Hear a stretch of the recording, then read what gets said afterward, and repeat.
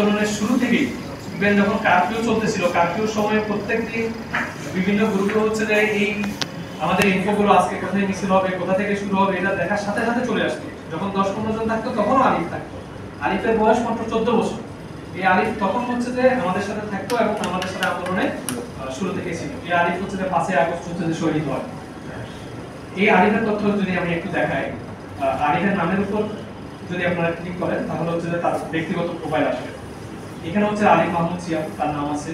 তার পিতার নাম মোহাম্মদ বুলবুল কবির, তার মাতার নাম তানিয়া আক্তার, পেশা ছাত্র, জন্মগ্রহণ করেন অগাস্ট মাস 31 তারিখ 2009 সাল, আহত হন অগাস্ট 5, 2024।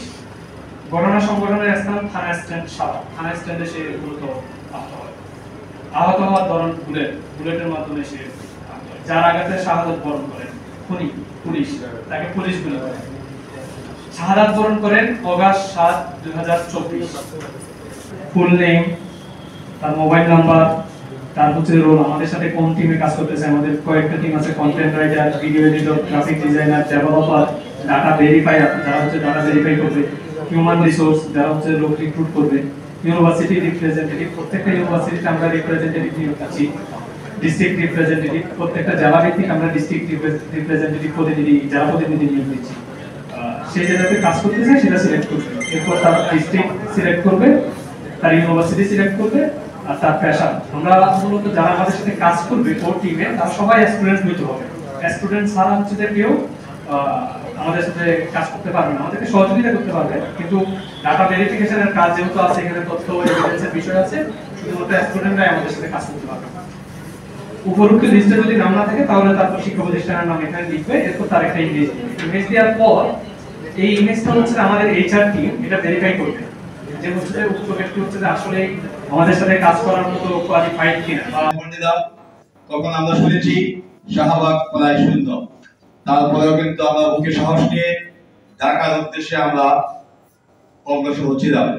যখন আমরা সাভার আসি, সাভার সিটি সেন্টারের সামনে আমাদের সেখানে পুলিশ বাহিনী সহ স্থানীয় আওয়ামী সন্ত্রাসী, আওয়ামী লীগ, যুবলীগ, ছাত্রলীগ সহ সকল সন্ত্রাসী সংগঠন বিভিন্ন ভবনের উপর থেকে আমাদের উপরে যেরকম নির্বিচারে গুলিবর্ষণ করেছে তা কিন্তু 5 তারিখে বাংলাদেশের আর কোথাও ঘটেনি।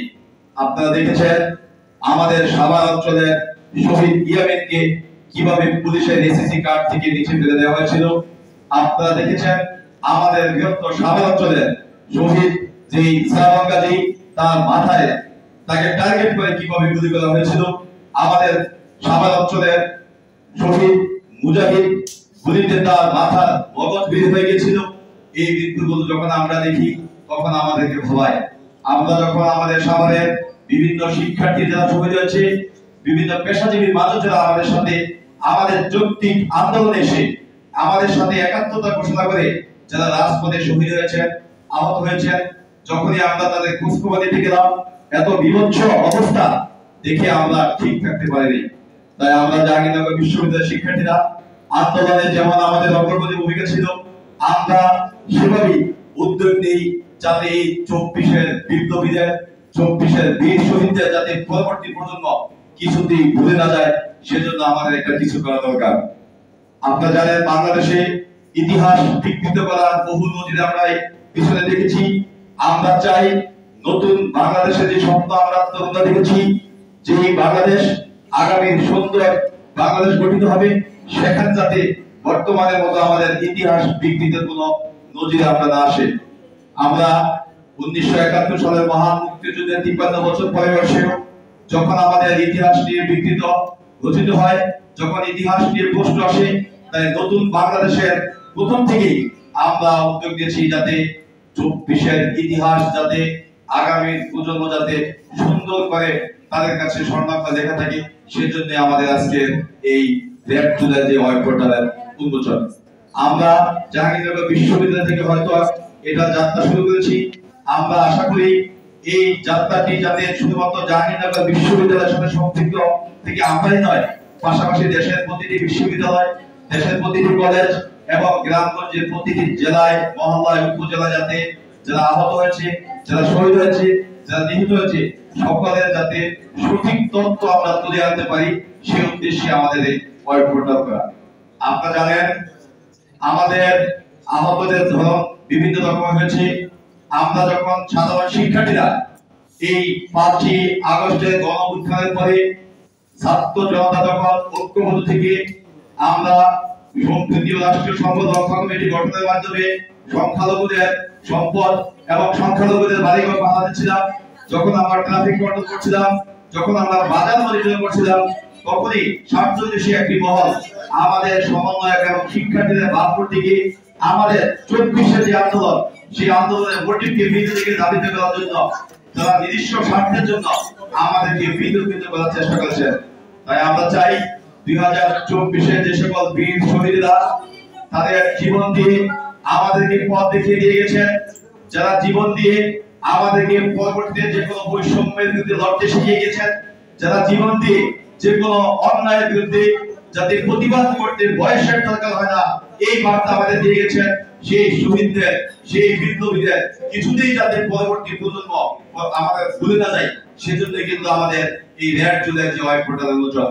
আশা করি আপনাদের সকলের জায়গা থেকে যার যার জায়গা থেকে আমাদের এই পোর্টালকে এগিয়ে নেওয়ার জন্য আপনারা ভূমিকা রাখবেন এবং পরবর্তীতে যদি এর কোনো রকম আমরা উন্নতি করার প্রয়োজন হয় এবং সময়ের চাহিদার প্রেক্ষিতে যখন এটি পরিবর্তন হবে তখন সকলের সাথে মতামতের ভিত্তিতে আমরা আমাদের সেই ওয়েব পোর্টালটি আমরা পরিবর্তন করতে পারবো।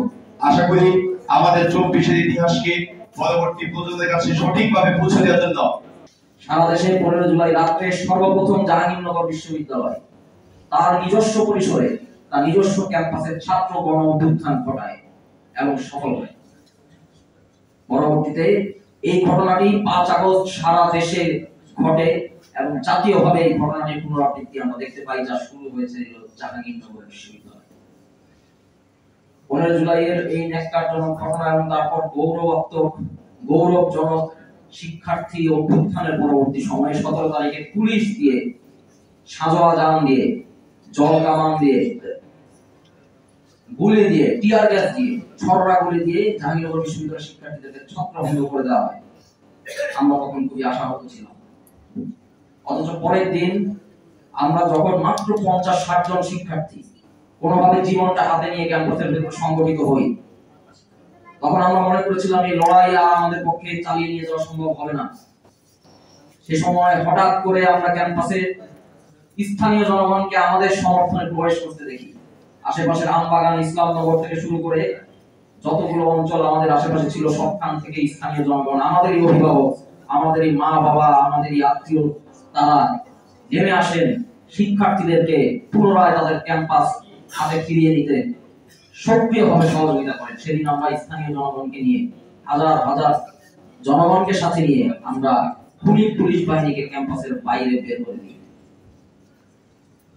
এবং তার পরবর্তীতে শুরু হয় এক লুকোচুরি খেলা। আমরা দিনের বেলায় ছাত্ররা জড়ো হয়ে আমরা প্রোগ্রাম করতাম, আন্দোলন করতাম, সন্ধ্যা হতেই আমাদেরকে আত্মগোপনে চলে যেত। আত্মগোপনে আমাদের আশ্রয় দিত আশেপাশের অঞ্চলগুলোর স্থানীয় জনগণ। আমরা তাদেরকে চিনতাম না, তারাও আমাদেরকে চিনতেন না। এটা মুক্তিযুদ্ধের মতো একটি পরিস্থিতি ছিল। সেই সময় আমাদেরকে নিজেদের সন্তানের মতো করে তারা আশ্রয় দিয়েছেন, খাবার জুগিয়েছেন, পরামর্শ দিয়েছেন এবং তারপর 5 তারিখ পর্যন্ত যে রক্তক্ষয়ী গৌরবাত্মক সংগ্রাম, সেই সংগ্রামে স্থানীয় জনগণ ছাত্রদের কাঁধে কাঁধ মিলিয়ে রক্ত দিয়েছেন, গ্রেফতার হয়েছেন, গুম হয়েছেন, গুরুতর আহত হয়েছেন, চোখের দৃষ্টি হারিয়ে ফেলেছেন। আমরা দেখেছি কিভাবে সাভারে স্নাইপার দিয়ে খুনি ফ্যাসিস্ট হাসিনা সরকার গুলি করেছে।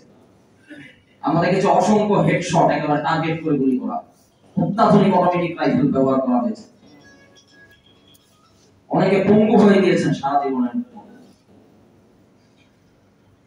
ছাত্র জনতার গণ অভ্যুত্থানে ছাত্রদের পাশাপাশি জনতার এই যে অংশগ্রহণ, সেই অংশগ্রহণকে অবিস্মরণীয় করে রাখতে আমাদেরকে ইতিহাসের পাতায় তাদেরকে তুলে রাখতে হবে। এটি গণ অভ্যুত্থান এবং বিপ্লবের পরবর্তী একটি অত্যন্ত গুরুত্বপূর্ণ কাজ। যদি আজকে আমরা এই রেকর্ড রাখার কাজটা করতে না পারি, আমরা টুকে রাখার কাজটা করতে না পারি, ইতিহাস লেখার কাজটা করতে না পারি, তাহলে আজকের এই বিবরণ পরবর্তী সময় বিকৃত হয়ে যাবে। ইতিমধ্যেই আমরা দেখতে পাই যে আওয়ামী ফ্যাসিস্ট প্রোপাগান্ডিস্ট যারা আছেন তারা নিরাপদ স্থানে বসে গর্তে বসে তারা লেখালেখি করছেন, আমরা আন্দোলনকারীরা নাকি বিদেশের থেকে টাকা এনে আমরা স্নাইপার ভাড়া করে, অস্ত্র ভাড়া করে খুন করিয়েছি যাতে করে আন্দোলন চাঙ্গা হতে পারে হাসিনার বিরুদ্ধে। এই ধরনের প্রোপাগান্ডা চলছে। এখন মানুষ এগুলো খাবে না, কিন্তু এখন থেকে 10 বছর পর, এখন থেকে 20 বছর পর এমন প্রজন্ম যখন আসবে যারা এই লড়াইটা দেখে নাই, তারা কিন্তু এই প্রোপাগান্ডায় বিভ্রান্ত হতে পারে। যদি আমরা আজকে ব্যর্থ হই আমাদের শহীদদের, আমাদের আহত ভাইদের যে বিবরণ সেটা তুলে না রাখতে পারলে, তাই আজকে এই ঐতিহাসিক দায়িত্ব এবং কর্তব্য পালন করতে জাহাঙ্গীরনগর বিশ্ববিদ্যালয়ের যে শিক্ষার্থীরা এবং শিক্ষকেরা এগিয়ে এসেছেন তাদেরকে আন্তরিকভাবে শুভেচ্ছা ও ধন্যবাদ জানাতে চাই। তারা এক মহান বিপ্লবী কর্তব্য সম্পাদন করছেন, যার ফলাফল পরবর্তী প্রজন্মে আমরা পাবো। জুলাই মাসের রক্তাক্ত সফল গণ অভ্যুত্থানের ইতিহাস চিরস্মরণীয় হয়ে থাকবে, পরবর্তী প্রজন্মকে অনুপ্রেরণা দিয়ে যাবে। এবং এই অনুপ্রেরণা দেওয়ার কাজে রেড জুলাই যে আর্কাইভ যে লাইভ ওয়েবসাইটটি হচ্ছে সেটি একটি ঐতিহাসিক ভূমিকা রাখবে, এই আশাবাদ ব্যক্ত করে